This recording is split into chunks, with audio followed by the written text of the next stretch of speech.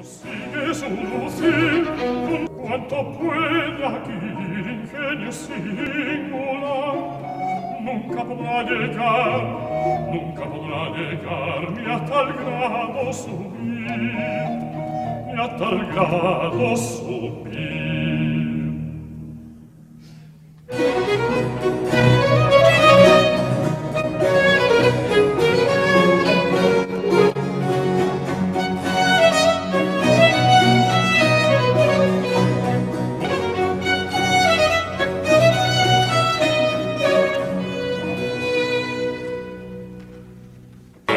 Que se conmemora el día del libro, pues nosotros aquí en Carmona lo vamos a celebrar con dos efemérides, ¿no? La primera es la presentación a cargo de don Francisco Cruz de la revista, de la 23 edición de la revista Palincesto, y por otro lado, bueno, pues teniendo el honor de que está aquí con nosotros don Carlos Germán Belli, poeta que posteriormente nos va a hacer un recital de poesía. Y como no, también felicitarnos por el lugar donde nos encontramos, que yo creo que es un sitio muy apropiado para el acto en el que nos encontramos hoy. Sin más, yo le voy a dar la palabra en principio a don José Miguel Acal Fernández, que es concejal delegado de Cultura del excelentísimo Ayuntamiento de Carmona.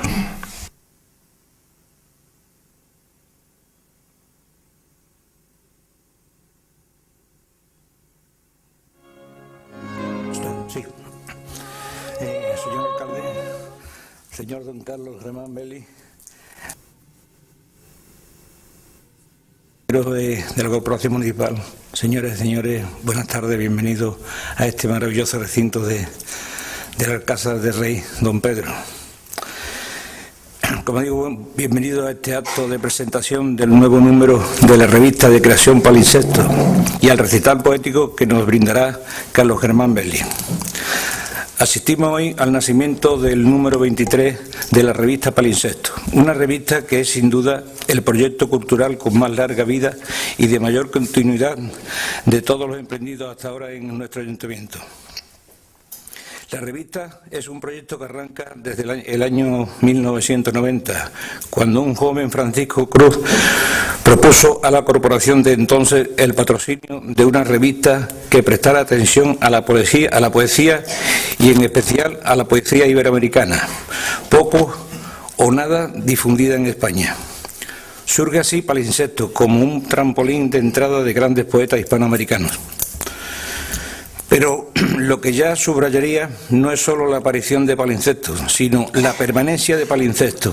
Son 18 años ininterrumpidos en los que la revista ha publicado 23 números, muchos de ellos agotados. Años en los que han ido mejorándose el diseño y ha ido aumentando la calidad de los contenidos, hasta tal punto que hay que resaltar el importante prestigio de la revista a nivel nacional e internacional. Por otro lado, hay que insistir en su importancia como publicación de intercambio del ayuntamiento. ¿Qué quiere decir esto? Pues que nosotros enviamos la revista a importantes instituciones y a cambio recibimos lo que ellos publican, ya sean revistas, libros o audiovisuales. Estos valiosos fondos forman parte de la colección de la biblioteca, están a disposición de todos los carmonenses y constituyen aproximadamente el 75% de las donaciones que recibe la biblioteca. Últimamente nos solicitan números atrasados o la colección completa de la revista Palincesto para formar parte de exposiciones, bibliotecas de grandes instituciones, etc. Por ello, este año hemos ampliado la tirada a 1000 ejemplares, ya que vemos con gran satisfacción como los 750 que salían hasta ahora se agotaban rápidamente. No cabe duda de que el gran artífice de este éxito es nuestro paisano de adopción Francisco Cruz, al que todos ustedes conocen también como yo, poeta, estudioso, crítico, compilador, ensayista, director de la Casa de los Poetas de Sevilla y lo más importante para nosotros, y lo que no queremos que deje de ser nunca, director de la revista Palincesto, de cuya labor nos hace sentirnos a todos muy orgullosos. Muchas gracias. A continuación, don Francisco Cruz, director de la revista, y que a su vez nos va a presentar también al poeta. Muy bien, no sé si el micrófono... Sí, se oye. Sí, bueno, buenas tardes. Agradezco la presencia de nuestro alcalde y las palabras de presentación de José Miguel Acal, el delegado de Cultura, y especialmente la consideración que ambos han tenido con la revista, nada más entrar en los cargos que ocupan, que son muy recientes, por cierto, y más de uno quizá por cualquier tema, aunque no fuera literario, puede haber tenido la misma experiencia que uno, o el mismo temor que uno a veces suele tener, es decir, que cuando una corporación cambia por H o por B, no sabe hasta que no habla con los nuevos responsables que le tocan qué actitud y qué receptividad van a tener con lo que uno lleva, como ha dicho José Miguel, ya 18 años. Yo le quiero agradecer a ambos públicamente el trato exquisito que han tenido conmigo, la confianza. En ningún caso han dudado de la trayectoria de la revista, y eso para una persona que se mueve en un mundo tan especializado y minoritario es no solo una satisfacción, sino una tranquilidad que poca gente, a no ser que sean los que se muevan en ámbitos minoritarios como este, entienden. Es muy importante ese apoyo, y que no se dude de esa labor, porque efectivamente, si algún fruto se consigue con una revista de este tipo, justamente es al cabo de los años. Ahí es cuando se ve un poco la coherencia del trabajo que se ha podido lograr, la recepción que se ha tenido y el nivel literario, en este caso, de la publicación. Yo me siento muy tranquilo, muy comprendido ya por el ayuntamiento, sobre todo desde que la revista está llevada administrativamente desde la biblioteca, su centro administrativo, y más que eso, incluso su centro afectivo, yo diría, por el trato que María Ángeles Piñero, su directora, y todos sus colaboradores y personal de la biblioteca tienen conmigo, pues le ha dado a la revista un empaque, una seriedad, una organización y una disciplina que los años anteriores costó tener, o no se llegó a tener del todo. Esto ya viene de varios años atrás, no es de ahora, sino de 6 o 7 años para acá, y cada corporación que ha ido entrando sustituyendo a la anterior ha ido reforzando su confianza en la revista y apoyando el proyecto. En este caso, efectivamente, nada más entrar, pues nos dio la alegría de aumentar la tirada a 1000 ejemplares, porque tanto los intercambios como personas particulares demandaban un poco la subida de la tirada, ¿no? Y también era importante que la biblioteca tuviera unos fondos y que no se nos agotaran los números, cuando menos, a lo mejor cuando más falta nos hacían. De modo que quiero agradecerle a María Ángeles Piñero el trabajo que durante todo el año hace, a Rocío, que en este caso es la colaboradora que se dedica a los intercambios, este año la persona dedicada y contratada para eso, que lo está haciendo de manera impecable, al resto del personal de la biblioteca, y a Virginia Ruth, la directora del Parador, que de una manera tan delicada y exquisita nos ha cedido estas instalaciones para presentar la revista.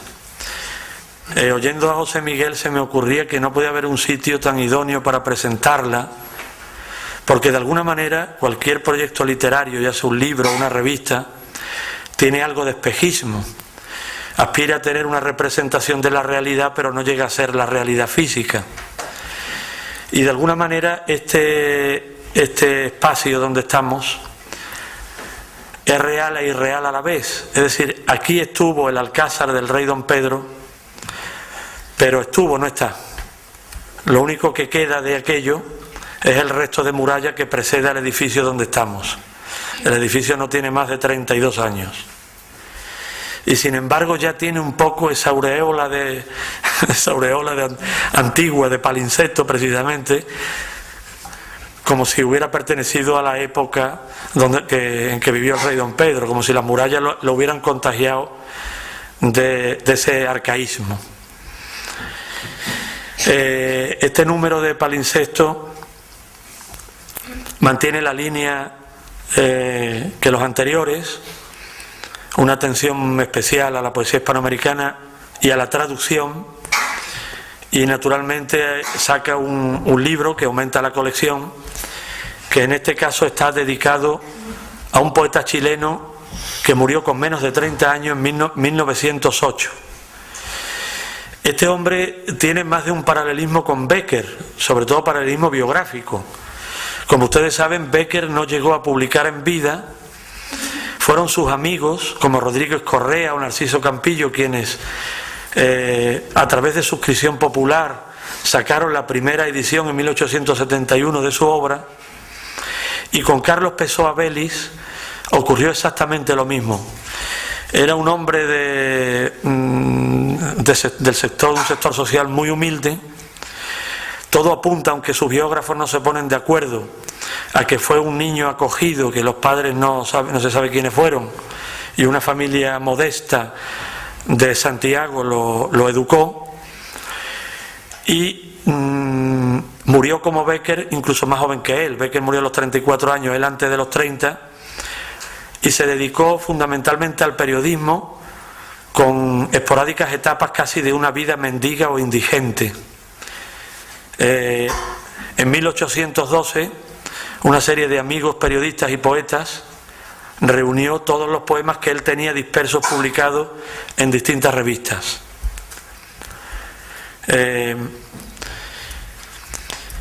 Este es en síntesis un poco el libro, que él parte de cierta poesía modernista y romántica, tardorromántica, digamos, para evolucionar a una poesía cada vez más cruda, más amarga, y a pesar de las gotas de ironía que tiene, a mí me interesa sobre todo por el fondo humano y estremecedor que desprende esa obra. Después de que se publicara en 1812, resulta que empezó a adquirir un prestigio póstumo extraordinario, hasta que hoy se le considera el padre de la poesía contemporánea en la tradición chilena, que curiosamente, me cuentan amigos de allí, este año se cumple el centenario de su muerte, y sin embargo no corren buenos vientos para él en Chile. Es un poeta no olvidado, pero no está tampoco en la cresta de la ola, y la edición nuestra, por esa circunstancia, va a tener una repercusión mayor, si cabe, en Chile, porque se va a difundir mucho más de lo previsto, dada un poco la ignorancia que actualmente o el olvido injusto al que se está sometiendo este autor fundamental en la tradición de la poesía chilena. En España, por supuesto, es un autor absolutamente desconocido, pero como digo, es un poeta muy importante en Chile. Yo creo que va a gustar mucho. Tiene una característica muy singular que lo enlaza con la poesía popular, con los pliegos de cordel, que aquí también se dieron, y hubo imprentas en Carmona en el siglo XIX que se dedicaron a imprimir esas hojas que los ciegos iban recitando por las calles a la vez que las repartían. Bueno, pues en Chile había todo un sistema organizado, que era un negocio que se dedicaban a editar hojitas de los crímenes que habían causado más sensación en el momento. Entonces, estas, digamos, empresas populares tenían a sus poetas de plantilla, que en cuanto se producía esta noticia le encargaban a tal o a cual poeta que ya tenían previsto, o digamos firmado, fichado para la empresa, y que hicieran un poema contando la crónica de ese crimen, de un crimen o de una persona condenada a muerte, que muchas veces eran condenas a muerte precipitadas, injustas. Carlos Pessoa Vélez vivió algunos años de esta tarea de escribir esos poemas de encargo, pero fueron poemas tan sentidos y humanos que forman parte por derecho propio de su obra. Y casualmente, o no tan casualmente, digamos, esa línea de su poesía más cruda, más realista y más popular es justamente la que ha podido influir más hondamente, ha renovado más la tradición chilena. Sí, hay más de un crítico que dice que la antipoesía de Nicanor Parra puede encontrar sus raíces en estas hojas de cordel de Carlos Pessoa Vélez. Yo no me propongo nunca hacer una obra monográfica, que la revista tenga una unidad preconcebida, pero curiosamente, después cuando estamos mi mujer y yo elaborando cada número, y sobre todo cuando ya se está imprimiendo, uno se da cuenta que hay ciertas coincidencias o puntos en común entre los distintos autores que hemos reunido en cada número. En este caso hay otro poeta que es el dossier al que le dedicamos en la revista, ya dejamos el libro, que es un poeta guatemalteco de la segunda mitad del siglo XX, murió ya creo que entrado que se llama Luis Alfredo Arango. Es un poeta también de corte realista, pero con una gran influencia del mundo maya, porque él dio clase, fue maestro de todas esas poblaciones mayas donde ya nos podemos imaginar todo tipo de carencias, ¿no? Las carencias que había, la falta de recursos de todo tipo en las comunidades aquellas, sobre todo a mediados del siglo XX. No es una poesía, sin embargo, irónica, pero sí muy tierna, a veces crítica y profundamente cálida y humana. Y la traducción está dedicada también a un personaje que no llevó una vida de indigencia como Carlos Pessoa Vélez, y aquí viene otra coincidencia por la parte biográfica, pero que lo pasó muy mal porque fue una mujer inglesa que decidió cambiarse el nombre y llamarse René Vivien, trasladarse a París, llevar una vida muy heterodoxa en su época, hasta cierto punto escandalosa. Ella nació en 1877 y murió en 1909, es decir, que casi fue coetánea de Carlos Pessoa Vélez, pero no se conocieron. Su poesía, sin embargo, una poesía abigarrada, decadente, que se fija en los moldes románticos y simbolistas de la época, pero cuyo tema, ella fue lesbiana, y entonces fue una precursora en este aspecto referente al contenido de su obra. Termino ya, creo que me he extendido demasiado, presentando a Carlos Germán Vélez, que es precisamente, nada tiene que ver el Vélez de Carlos Germán con el Vélez con V y terminado en Z de Carlos Pessoa Vélez. Sus poemas, más una entrevista que yo le hago larga, abre este número 23. Carlos Germán Vélez nace en Lima en 1927. Él tiene ya una rica y dilatadísima trayectoria literaria que se resumen en 15 libros de poemas, unos 15 creo que son, más un libro en prosa que es El Imán, que son una especie de reportajes, de crónicas de viajes que él hace por distintos lugares, fundamentalmente por Italia y Estados Unidos. Y es miembro de la Academia de la Lengua de Perú. Ha sido propuesto hace varios años por Vargas Llosa para el Premio Nobel, apoyado por la Academia de la Lengua Peruana. Fue finalista hace varios años del Príncipe de Asturias y es miembro del Consejo Artístico de la Casa de los Poetas de Sevilla, una de las personas que desde el principio ha apoyado con su afecto, con su prestigio y con su presencia una institución que todavía no se ha realizado del todo, porque sigue siendo un proyecto y ojalá no se quede en eso, ¿no? Carlos Germán Vélez, para mí, no descubro nada también diciendo esto, es un honor presentarlo porque es para mí una de las referencias de mi propia obra, una referencia cada vez más necesaria, y entonces me resulta muy emocionante presentar a un amigo y a un maestro en el pueblo donde vivo, y que me ha ayudado a que llevara una revista que me permita acercarme a los grandes poetas de la lengua y a los grandes poetas que uno admira, ¿no? Porque en el fondo la trayectoria de la revista refleja un poco los gustos y las necesidades del lector, de tanto mi mujer como yo tenemos en el fondo, ¿no? Somos los que llevamos la revista. Una revista que está diseñada por Carmen Herrera y que en este número ella basa su diseño en la parte fotográfica de Lewis Carroll, que todos conocemos más como el autor de Alicia en el País de las Maravillas, pero quizás su faceta fotográfica, aunque conocida, se conozca menos naturalmente. Él fue uno de los pioneros de la fotografía, no de la fotografía técnica, pero sí de los primeros que intuyó el valor estético de la fotografía, como Carmen me ha recordado más de una vez en esta semana que hemos estado conversando por el diseño. Vuelvo a Carlos Germán. Él para mí es uno de los grandes poetas de la lengua, tanto por su contenido, por los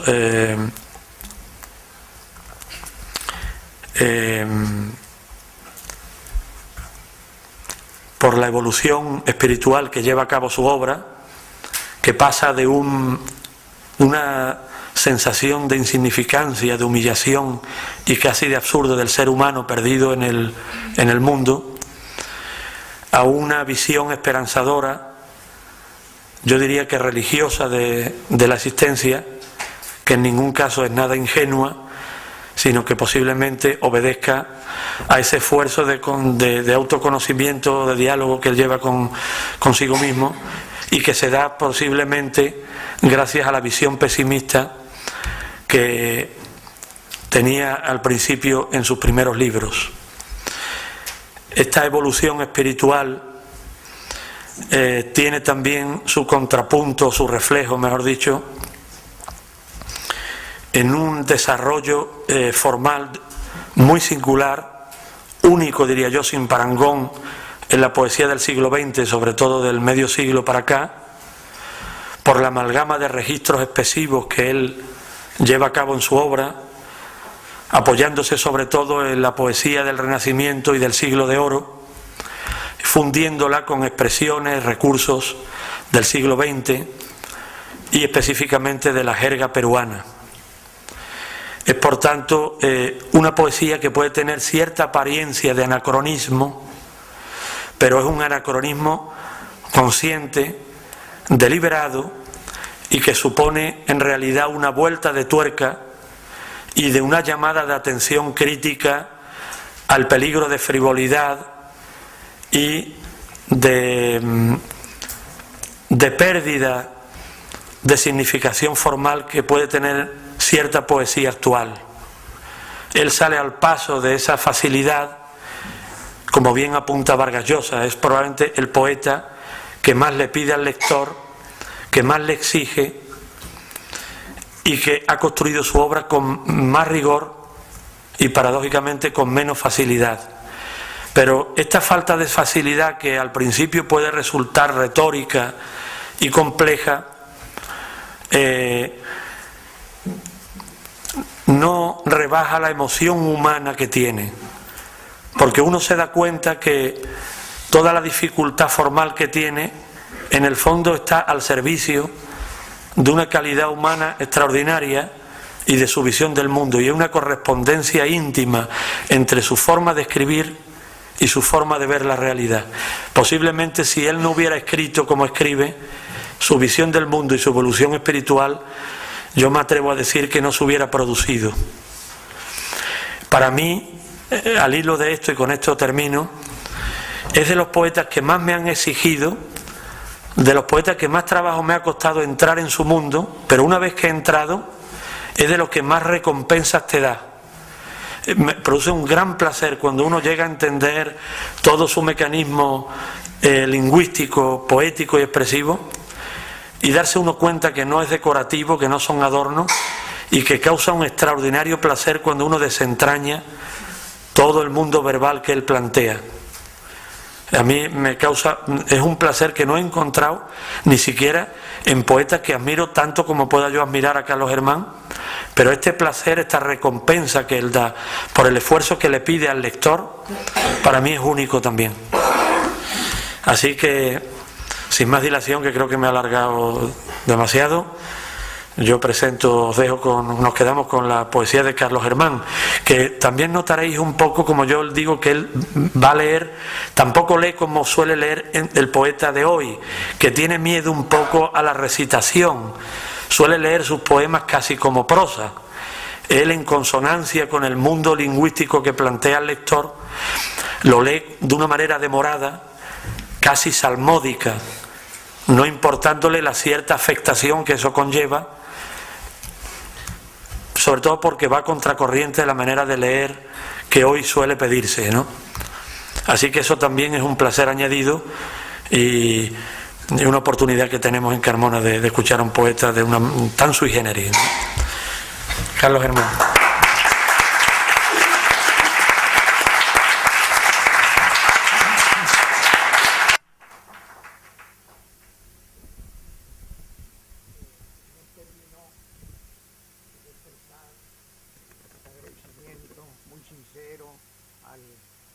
Ayuntamiento de Carmona por permitirme esta noche leer ante ustedes mis borrones antiguos, modernos.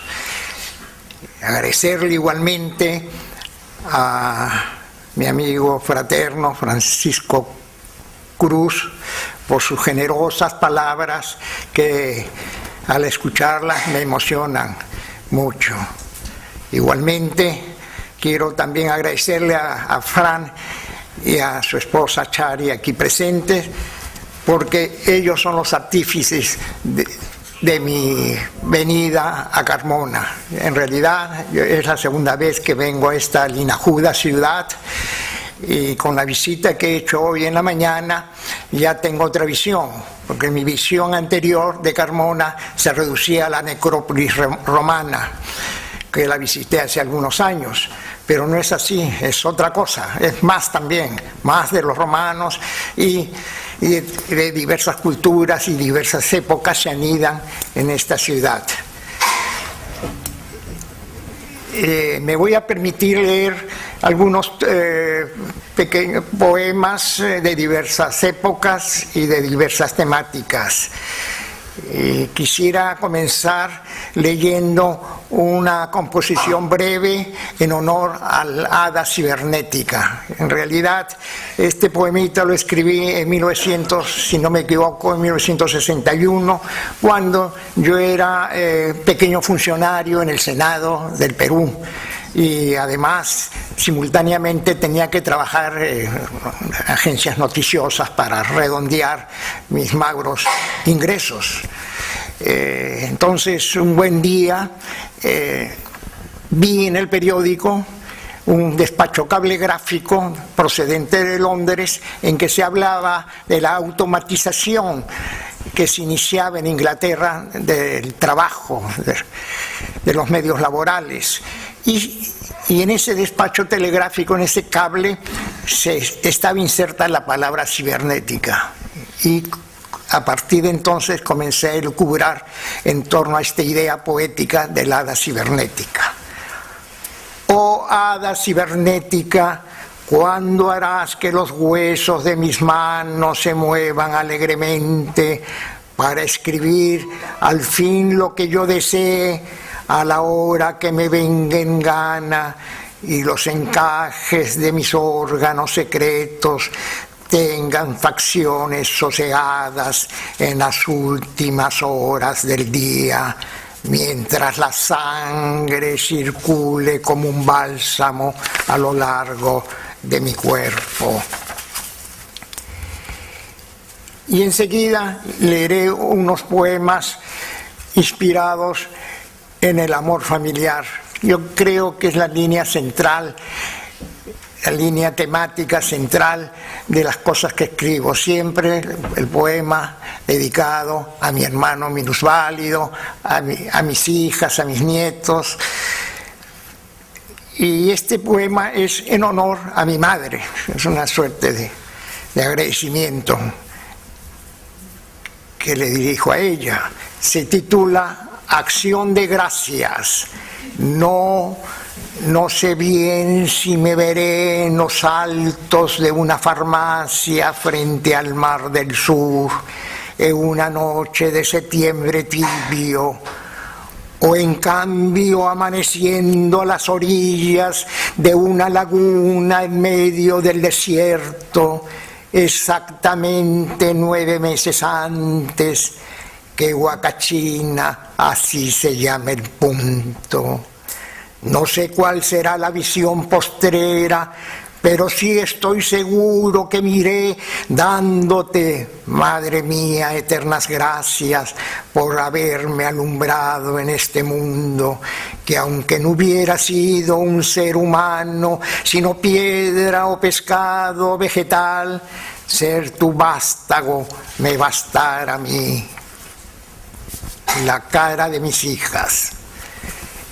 Este cielo del mundo siempre alto, antes jamás mirado tan de cerca, que de repente veo en alrededor en una y otra de mis ambas hijas, cuando perdidas ya las esperanzas, que alguna vez al fin brillara acá una mínima luz del firmamento, lo oscuro en mil centellas desatando, que en cambio veo ahora por doquier, a diario a tutiplén encegueciéndome, todo aquello que ajeno yo creía, y en paz quedo conmigo y con el mundo por mirar ese lustre inalcanzable, aunque sea en la cara de mis hijas. El fin es gemelo del comienzo. Hoy echado del mundo de improviso, y otra vez como ayer escatimado de uno y otro elemento natural, nada menos que casi en los finales, cuando según parece que de fijo el curso de la vida es incambiable. En verdad, por su mente no pasó ni como conjetura ayer ni hoy, que el remoto comienzo del vivir y estas postrimerías palpitantes repartidos hubieran sido aquí en porciones de penas por igual. Irremediablemente arrinconado, sin compañía alguna deliciosa, y tal un hongo en tan desierta isla, mañana, tarde, noche, fijamente, en donde todo el aire, fuego y agua, cómo le van volviendo las espaldas, enterrado de nuevo aisladamente, en dura situación restablecida, y cuando cada cosa le es esquiva, como cuando la voz le esquiva así a la bocaza humana y la coloca bajo el pardo silencio de la fascia. Y menos puede verse cual león de orgullo coronado en el cubil por sus tiernos cachorros que idolatra, según lo imaginaba de muchacho, porque el fin es gemelo del comienzo en el similar sino de estar solos. Y a continuación un par de poemas en torno al tiempo. En realidad mi reflexión en torno al tiempo evidentemente comienza cuando ya llego a la cumbre de la edad, a los 50 años, y ahí me doy cuenta de que el tiempo es fugaz, que la edad está gastada. No despilfarrarlo, y en adelante, como nunca ayer, ser absoluto dueño del gran tiempo, que es exclusivamente para usarlo en cosas entrañables por entero, y con tal razón no despilfarrarlo ni un instante de la futura vida, que aunque fuera infinito y espacioso en el seno del mundo terrenal, No hay que dejarlo torpemente caer en la boca del lobo de la nada, que solo con el paso de los años los ojos del espíritu descubren desde acá el más allá desconocido. Porque en alas del rápido minuto se puede ir muy imperceptiblemente a los reinos del cielo o del infierno. La edad gastada. Las vejeces del mundo milenario jamás resultan obvias a la simple mirada de las gentes, tal como las arrugas y las canas que por la edad gastada de fulano por donde quiera afloran, más al mirarse él en el fiel espejo. Y en cambio el mundo tiene la fortuna de nunca poder ver en el espejear de los quietos lagos cada mañana al empezar el día ni un signo de su edad inescrutable. Y quisiera leer unos poemas que son sendos homenajes a destinatarios distintos. El primero es a Higia, diosa de la salud. Y a Higia la descubro a través de la pintura de Gustav Klimt, pintor austriaco, consagrado a una pintura en homenaje a la mujer principalmente. Y ahí en su biografía aparece la palabra Higia. Yo digo Higia, los griegos dicen Higia, creo, si no me equivoco. A Higia, diosa de la salud. Y por un rato salgo del santoral cristiano, elevando a los cielos por primera vez ahora, que de infinitas súplicas, con prisa inagualable a la más socorrida de las deidades griegas, para que ella por siempre proteja la salud desde fuera hacia adentro, hasta en hierro tornarla e inexpugnable al fin, y ya no un leve soplo. Que lo físico bien y lo psíquico igual, tal petición ferviente que cada cual formula la suma deidad del bienestar humano por encima de todo, exclusivo deseo en uno y otro trecho de la constante ruta entre cuna y sepulcro, remachando ardoroso con las mismas palabras esta ansia de estar óptimo. Las preces hacia ti son la piedra angular, con la mirada fija en tu invisible imagen durante la niñez, juventud y vejez. Higia adorada mía, que consustancial siempre queremos ser contigo, como una indivisible cosa perpetuamente, aunque tú, entronizada en los celestes cielos, y yo, huésped del quirófano. ¿Qué le vamos a hacer? Hasta el extremo instante estaré en ti pensando con afán, implorándote una pequeña amiga de tu benevolencia, y descubrir así el tesoro recóndito del bálsamo sin par de tu ser misterioso, que en el Olimpo mora, para que el alma y cuerpo de Adán y Eva enfermizos en grande acá lo pasen. Porque Higia bienhechora, en los humanos tuétanos, desde el claustro materno hasta la eternidad, soberana allí yaces como estrella en la noche, por lo cual tu devoto, un enhiesto árbol, es en su larga existencia, que por ti solamente las sacras vitaminas gobiernan de la grey el bolo alimenticio y aún del mismísimo orbe.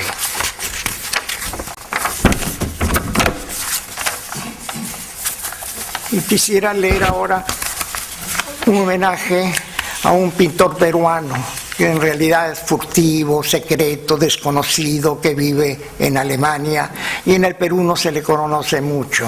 Su estilo es bastante particular. Él asume como punto de partida los cuadros renacentistas, por ejemplo, de Rafael, de Leonardo, y le agrega algún toque de fantasía personal. Y hacía tiempo que quería yo homenajearlo, y finalmente, a Dios gracias, he escrito este texto, con el cual estoy más o menos satisfecho. Jorge Valdivia Carrasco tutea a sus pares. Con tus pares en Frankfurt, de tú a tú, porque eres justamente tal como ellos y en confraternidad indestructible, que entre tantos echados admirables y tus lienzos nacidos allá ahora, un camino hay que fluye como un río, donde vas codo a codo, no en simple muestra de cordialidad, mas sí de iguales genes, sin duda de tus deudos un gemelo, merced a tu arte, a pulso renacido. Dicho en otras palabras, así entonces, he aquí el legado antiguo reintegrado en el seno de tu moderna mente, como una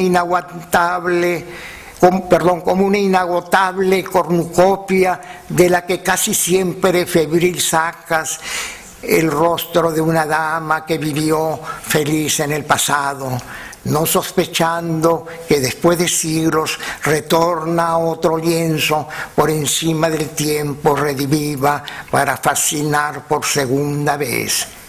Helo el atuendo humano allí lujoso, cubriendo la piel del erguido busto de femenina carne palpitante, y en uno de los delicados hombros, el más perfecto de los recamados, que al instante cautiva a quien lo mira, como si tu pincel firme fijara en la donosa parte la miel de los sentidos. Y más aún tal si la perpetua dama se echa al hombro el vivir grato del mundo. Y de improviso, por tu voluntad, dos reinos naturales se aproximan, cuando una iguana en el hospitalario regazo de Eva está familiarmente, y aves y colibríes también cerca, como señal rotunda de tu numen. Y así los misteriosos seres tan desairados desde siempre contribuyen resueltos a que el antiguo cuadro original sea un recién nacido en este siglo. Es la aproximación jamás frecuente, visible de manera cuán extraña, cuando el ojo de un ave ras con ras al de Eva justapónese de súbito, confluyendo ambos en un punto exacto del iris, la pupila y la esclerótica, para una estrecha unión del mejor de los modos en la tierra, pues más que manos juntas resulta superior la firme alianza de dos ojos ajenos entre sí. El uso de las formas y colores, gracias a la paleta y al pincel, que mediante ello a muchos los asombran, como cuando por vez primera miran en el lienzo del cielo en lontananza ya las 100.000 nubes y el arco iris. Y es esta la impresión de quien tiene delante un cuadro tuyo, donde renace un clásico, y el contemplador boquiabierto tórnase en alguien que descubre al fin el arte. Y enseguida quisiera leer un poema recordando a un amigo fraterno, un amigo peruano de mi generación que ya falleció, llamado Javier Sologuren, poeta cuyas composiciones fueron recogidas precisamente en un libro de Palincesto hace algunos años. Y debería decir acá, quisiera hacer un pequeño paréntesis, algo que me había olvidado al comienzo, o sea, el papel que tiene Palincesto para nosotros los hispanoamericanos. Es un abrazo transatlántico que se estrechando las dos orillas. En realidad, las dos orillas, la americana y la peninsular, en realidad en las páginas de Palincesto hemos publicado muchos de los hispanoamericanos que hemos vivido en la segunda parte del siglo XX. Y uno de ellos es Javier Sologuren, poeta limeño, fallecido ya hace algunos años, muy querido entre nosotros. Javier Sologuren, entre sus cenizas y sus obras completas, entre unas ligerísimas cenizas casi por extinguirse allá en los aires, y tus páginas hasta en 10 volúmenes incólumes en tanto dure el mundo, que en ello ras con ras y de improviso te has convertido hoy día por propia voluntad, al querer consumirte en puro fuego, para que de tu vida señal no haya, salvo cada palabra por ti escrita. En conclusión, ni un mínimo vestigio de tu esqueleto y carne terrenales habrá en las cercanías de esas flores que ejemplarmente tú tanto admirabas, bien de viva voz, bien de puño y letra, y del humus recóndito.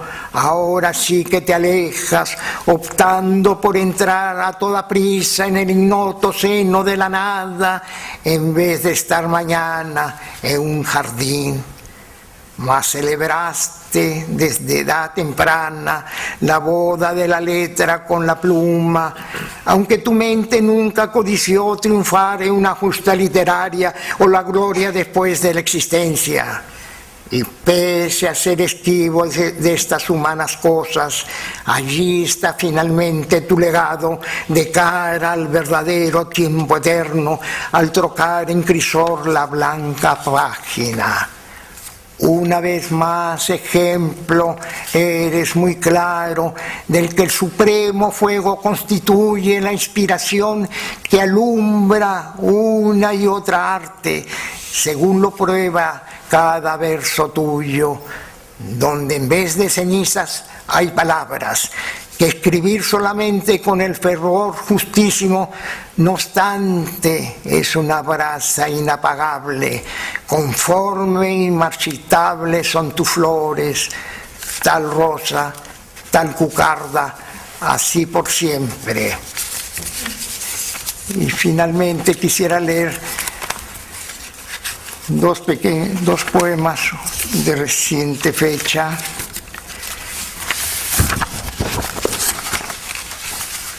El primero se llama Sed y hambre de saber. La sed de saber cómo alienta las ansias de vivir acá, contra viento y marea firme, como una nave cuya quilla avanza por un mar inmenso de libros viejos y flamantes que el lector sin pausa relee, empeñado en llevar con él hacia el más allá misterioso el seso humano enriquecido. Pero esta sui generis sed con el hambre viene a la par, y en consecuencia así resulta el menester más apremiante cuando el empobrecido espíritu asume al fin a plenitud la corporal satisfacción, y cada página leída muda en apetecible plato o en vaso de agua clara y fresca. Es un lector tan singular en quien los bríos fisiológicos de satisfacer hambre y sed pasan a ser un gran deseo espiritual irrefrenable en pos del ABC divino, para saber a ciencia cierta, antes de partir de este mundo, a dónde finalmente vamos, y no un difunto cuan a ciegas. Justamente un mortal saciado, en cuerpo y alma por igual, en las mismas postrimerías, con el tesoro de la grey, cortándolo entre ceja y ceja, y aún en el recóndito vientre. Incomparable modo de irse desde acá al más allá invisible es colmar al viajero inerte con la sapiencia, el pan y el agua. Y por último, este poema titulado Cavilación del Caminante. En realidad refleja la experiencia que tengo yo en los últimos años tras una operación al corazón. Según los cardiólogos, debo caminar 1 hora mínimo, y eso me ayuda mucho. Lo hago en un parque vecino a mi casa en Lima, y de ahí viene esta reflexión. Y en realidad creo yo que acá me convierto en un fiel del jainismo hindú. Me acuerdo que hace años vi una foto de un personaje que tenía un personaje que andaba por una calle de Nueva Delhi con un pañuelo y con una especie de escobas. Era para evitar matar una hormiga o un mosquito. Era un jainista. Y acá me siento yo como uno de ellos, como un fiel devoto del jainismo hindú. Cavilación del caminante. Diariamente camino siempre por la faz del lunar mundo para preservar la salud, y de preferencia un parque donde plantas y animalillos viven codo con codo en paz. Y por allí feliz discurro, sin reparar que a unos seres, justo como yo en plena vida, involuntariamente piso. Y a la verdad que bien estoy, aunque rápido asesinándolos, a quienes acá abajo yacen a rastras entre suelo y cielo, sin poder esquivar la muerte que les llega así de improviso. Cuando alguien viene en 2 zancadas y con la suela del zapato, sin más ni más, así deshace cada mínimo hijo de Dios. He aquí la multitud de hormigas que dan el suspiro postrero a causa de las 1000 pisadas del caminante cotidiano en homicida convertido, no queriendo, no sin duda. Mas tales son las circunstancias en que un gigante humano mata al animalillo invisible e inerme ante el andar ajeno.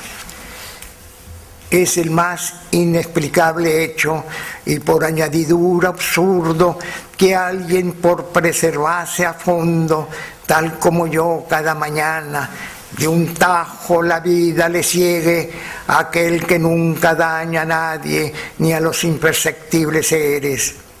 Que el firmamento entonces caiga, igual que un castillo de naipes, sobre mí un mal día, así sea. Y les agradezco mucho por su presencia, por la atención que me han brindado, que en realidad cuando yo leí en la Biblioteca Nacional esa colección Rivadeneira añeja, y me concentré en un poeta manierista sevillano de 50 composiciones, horaciano, llamado Francisco de Medrano. Y él ha sido mi maestro, y entresaco de sus poemas una palabra, asaz, que es bastante, que no la usamos en el Perú. Y bueno, ese es mi punto de partida, la lectura de Medrano y de Gutiérrez de Cetina, que descubro que este poeta sevillano se fue a México, había escrito una doble sestina, y eso me estimuló también a escribir una doble sestina. Nunca pensaría que iba a leer en las entrañas, en el corazón de Bética, que siempre yo he pensado en la Bética. Mi Lima para mí es la Bética, pero una Bética no bella, porque en realidad los poetas de mi generación, no sé, le tenemos un odio a la ciudad, a Lima, pero que es injustificado, y yo ya hago mi mea culpa, frente a esta, de bautizar a Lima como Venticano Bella, porque es una ciudad agradable, bonita, que felizmente ha superado la crisis que tuvo en los finales del siglo pasado. Ahora está en buen pie y los invita a visitar. O sea, un hombre que ha renegado Lima, en este momento los invita a ustedes a visitar Lima, bueno, y un Machu Picchu, por cierto. Muchísimas gracias.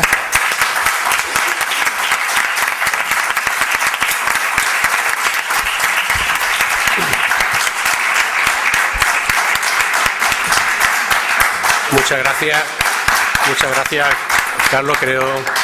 Tengo que, en nombre de la ciudad de Carmona, te agradezco tu presencia aquí por estos maravillosos poemas que nos has dedicado y, por supuesto, también invitarte la tercera vez, la próxima vez, que será la tercera, que vuelvas cuando quieras.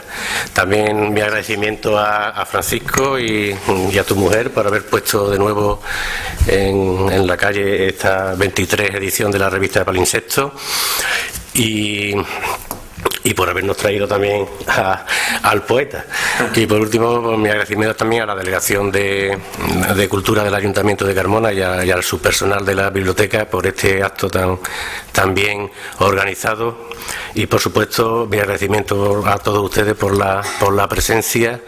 Y ahora, sin más dilación, vamos a pasar al interior del parador para tomarnos un vinito. Muchas gracias.